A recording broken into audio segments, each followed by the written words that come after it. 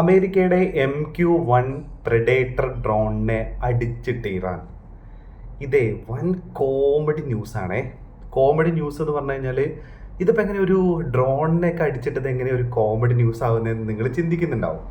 ഈ drone actually 1996 American സൈന്യത്തിൻ്റെ ഭാഗമായിട്ടുള്ളതാണ്.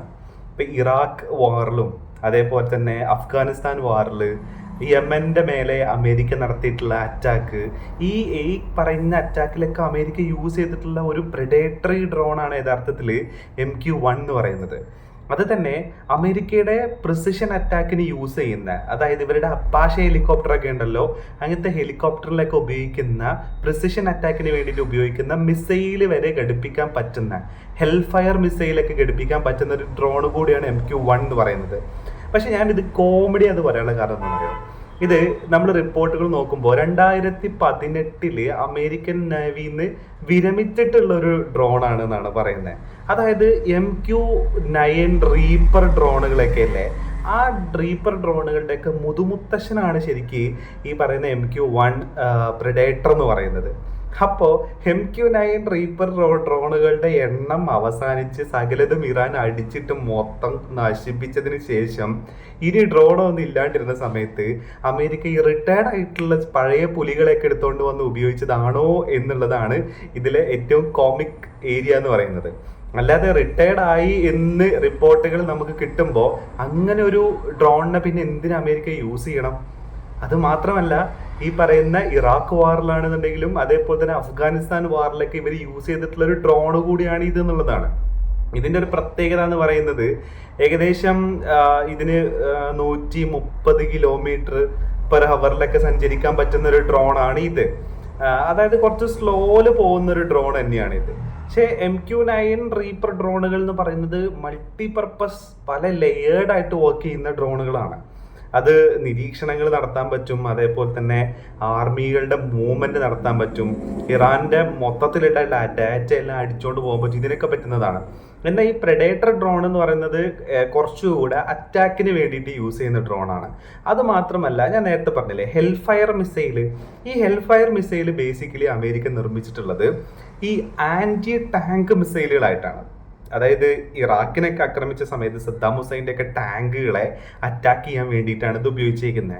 അതായത് ഇതൊരു പ്രിസിഷൻ അറ്റാക്കിന് വേണ്ടിയിട്ട് യൂസ് ചെയ്യുന്ന ഹെൽഫയർ മിസൈലുകൾ കൂടിയാണ് ഹെൽഫയർ. അതായത് ഈ ലേസർ ഉപയോഗിച്ചിട്ട് ടാർഗറ്റ് ഫിക്സ് ചെയ്യുകയും ആ ലേസർ സ്പോട്ടിനെ നോക്കിയിട്ട് ട്രാവൽ ചെയ്ത് പോയി ആ ലേസർ സ്പോട്ട് എവിടെയാണുള്ളത് അവിടെ പോയി ഹിറ്റ് ചെയ്ത് അതിനെ മൊത്തത്തിൽ തകർക്കുകയും ചെയ്യുന്ന ഒരു ടൈപ്പ് ഓഫ് സെറ്റപ്പാണ് ഈ ഹെൽഫയർ എന്ന് പറയുന്നത്. അപ്പോൾ അതിൻ്റെയൊക്കെ പഴയ വെർഷൻസ് ഉപയോഗിക്കാൻ പറ്റുന്ന ഒരു ഡ്രോൺ കൂടിയാണ് ഇത് എന്നുള്ളതാണ്. അപ്പോൾ അങ്ങനത്തെ ഒരു ഡ്രോണിനെ എന്തിന് ഇപ്പം അമേരിക്ക യൂസ് ചെയ്യണം, അല്ലെങ്കിൽ ഇറാന്റെ മേലെ എന്തിന് അങ്ങനെ ഒരു ഡ്രോണിനെ പറഞ്ഞയക്കണം?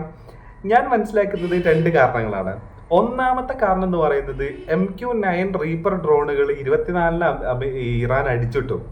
ഇനി ഈ റീജിയണിലേക്ക് യൂസ് ചെയ്യാൻ MQ-9 റീപ്പർ ഡ്രോണുകളുടെ എണ്ണം ഇനി ഇല്ല, കയ്യിലില്ല. അല്ലാന്നുണ്ടെങ്കിൽ അടുത്ത റീസൺ എന്ന് പറയുന്നത് ഈ MQ-9 റീപ്പർ ഡ്രോണുകൾ പോലെയുള്ള ഇതിൻ്റെ ഏറ്റവും അഡ്വാൻസ്ഡ് ആയിട്ടുള്ള വേർഷൻസ് ഡ്രോണുകളെ ഇറാന് മേലെ ഉപയോഗിച്ച് കഴിഞ്ഞാൽ ആ സാധനത്തിനെ പിന്നീട് തിരിച്ചു കിട്ടൂല എന്നുള്ള അമേരിക്കയുടെ അടുത്ത ഉറപ്പ്.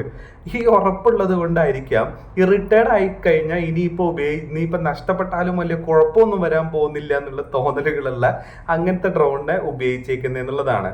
അത് മാത്രമല്ല, ഇറാന്റെ അതിർത്തിയിലുള്ള നിരീക്ഷണ സംവിധാനങ്ങൾ കുറച്ചുകൂടെ ശക്തമാക്കിയിട്ടുണ്ട് എന്നുള്ളതാണ്. ഏത് ഡ്രോൺ ആണെന്നുണ്ടെങ്കിലും, ഇവരുടെ അപ്പാഷെ ഹെലികോപ്റ്ററുകളാണെന്നുണ്ടെങ്കിലും, F-35 ആണെങ്കിലും F-15 ആണെന്നുണ്ടെങ്കിലൊക്കെ അതിർത്തി ലംഘിച്ച് കടന്നു കഴിഞ്ഞാൽ അപ്പം തന്നെ ഇറാൻ അതിനെ കണ്ടെത്തുന്നുണ്ട്, അതിനെ ടാർഗറ്റ് ചെയ്യുന്നുണ്ട്. ഹിറ്റ് ചെയ്തില്ല എന്നുണ്ടെങ്കിൽ ഇവരുടെ തെർമൽ ക്യാമറ ഉപയോഗിച്ചിട്ട് ഈ സാധനത്തിന് ട്രാക്ക് ചെയ്യുന്നുണ്ട് എന്നുള്ളതാണ്. അപ്പൊ ആ റേഞ്ചിലേക്ക് എത്തി. അപ്പൊ ഇനി ഇവരുടെ മോഡേൺ ആർട്ടിലറീസോ മോഡേൺ എക്യുപ്മെന്റ്സ് ഒക്കെ ഉപയോഗിച്ച് കഴിഞ്ഞാലുള്ള ഒരു പ്രശ്നം, ഈ സാധനങ്ങളൊന്നും തിരിച്ചു കിട്ടൂല. അത് മാത്രമല്ല, ഏകദേശം 34% ഇവരുടെ ആർമറി അല്ലെങ്കിൽ ഇവരുടെ ആർട്ടിലറീസ് ഇല്ലാണ്ടായി കഴിഞ്ഞിട്ടുണ്ട് എന്നുള്ളതാണ്. ലോകത്ത് ഇവർക്ക് ഇറാനെ മാത്രം നോക്കിയാൽ പോരല്ലോ, ഇറാനിൽ മാത്രം റെജീം ചെയ്ത് കൊണ്ടുവന്നാൽ പോരല്ലോ, ഇറാനിൽ മാത്രം ജനാധിപത്യത്തിന് ഇങ്ങനെ പൂത്തുലച്ചാൽ പോരല്ലോ, വേറെ പല രാജ്യങ്ങളെ നോക്കാനുണ്ടല്ലോ. ഉദാഹരണത്തിന് നമ്മുടെ ചൈനേന്റെ അടുത്തുള്ള തായ്വാൻ ഉണ്ട്, അങ്ങനെ പല സ്ഥലങ്ങളിലുണ്ട്. ഇവിടെയൊക്കെ ആയുധം വേണ്ട. അമേരിക്ക ഇല്ലാന്നുണ്ടെങ്കിൽ ലോകം നശിച്ചു പോകൂലേ? അപ്പൊ ആ നശിച്ചു പോവാണ്ടിരിക്കാൻ വേണ്ടിയിട്ട് എന്ത് ചെയ്യണം? ഇവിടെയൊക്കെ ആയുധങ്ങൾ വേണം. അപ്പോൾ ഇറാന് മേലെ ഈ പുതിയ ആയുധങ്ങൾ ഉപയോഗിച്ച് കഴിഞ്ഞാൽ അവിടെ സംഭവിക്കുന്ന കാര്യം എന്താണ്? ഇറാൻ ഇതിനെല്ലാം അടിച്ചിടുന്നു, ഇറാൻ ഇതിനൊക്കെ പുല്ല് വരെ കൊടുക്കുന്നു എന്നുള്ളതാണ്. അപ്പോൾ അങ്ങനെയാണ് ഈ MQ-1 പ്രഡേറ്റർ ഡ്രോൺ എന്ന് പറയുന്ന ഡ്രോണിന്റെ കഥ എന്ന് പറയുന്നത്. അപ്പൊ ഈ കാര്യങ്ങളെല്ലാം കൊണ്ടാണ് ഇതൊരു കോമഡി പരിപാടിയാണ് എന്നുള്ളത് പറയാൻ കാരണം. 2018 എത്ര വർഷമായി നോക്കണം, 19, 20, 21, 22, 23, 24, 25, 26 8 വർഷമായി ഈ ഒരു സാധനം അമേരിക്കയുടെ നേവിന്ന് വിരമിച്ചിട്ട്. അങ്ങനെ വിരമിച്ചിട്ടുള്ള ഒരു സാധനത്തിനെ വീണ്ടും ഉപയോഗിക്കുക എന്നൊക്കെ പറഞ്ഞു കഴിഞ്ഞാൽ നോട്ട് ക്വൈറ്റ് അത്ര നല്ലൊരു ഇതല്ല അല്ലേ. മാത്രമല്ല ഇത് റൺവേയിൽ ഇറങ്ങുന്ന സമയത്തും റൺവേന്ന് ഇത് പൊങ്ങുന്ന സമയത്തുമാണ് ആ റൺവേയിലുള്ള ആ ഗ്രൗണ്ട് ക്രൂസ് യഥാർത്ഥത്തിൽ ഇതിനെ കൺട്രോൾ ചെയ്യുന്നത്. പിന്നീട് ഇതിന്റെ കൺട്രോൾസ് എല്ലാം നടക്കുന്നത് ഈ പറയുന്ന ആർട്ടിഫിഷ്യൽ ആയിട്ടുള്ള പല ഉപഗ്രഹങ്ങളും നമ്മുടെ മേലോട്ട് വിട്ടിട്ടുണ്ടല്ലോ, ആ ഉപഗ്രഹങ്ങൾ ഉപയോഗിച്ചിട്ടാണ് പിന്നീട് ഇവര് കൺട്രോൾ ചെയ്യുന്നത്. പിന്നെ ഇവരുടെ സെൻട്രൽ യൂണിറ്റിൽ ഇരുന്നിട്ട് അവിടെ ഇരിക്കുന്ന ഈ പറയുന്ന സിസ്റ്റത്തിന് മുന്നിൽ ഇരിക്കുന്ന പൈലറ്റുമാർക്ക് കൺട്രോൾ ചെയ്ത് ഉപയോഗിക്കാൻ പറ്റുന്ന ഒരു സാധനമാണ്. സ്ലോ മൂവിങ് ആണിത്. MQ-9 റീപ്പർ ഡ്രോണുകളെ അപേക്ഷിച്ച് കുറച്ചും കൂടെ സ്ലോ മൂവിങ് കൂടിയാണ്.